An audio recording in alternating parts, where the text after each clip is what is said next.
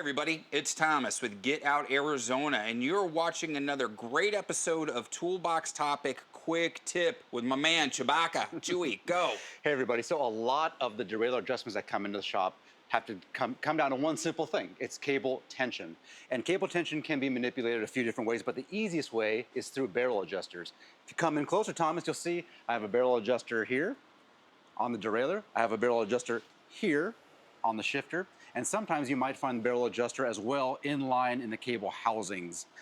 Either way, it's a very easy adjustment, something you can do at home. And check it out. This is how you know you need a cable tension adjustment. So I'm in my high gear.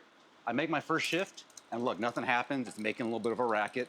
The reason that happened is there's not enough cable tension to move the derailleur far enough to make that shift.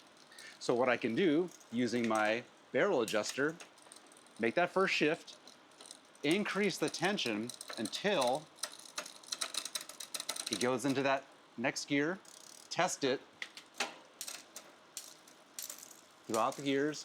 It may take a little bit of fine tuning. See that? A little more fine tuning, a little more tension there. Test it.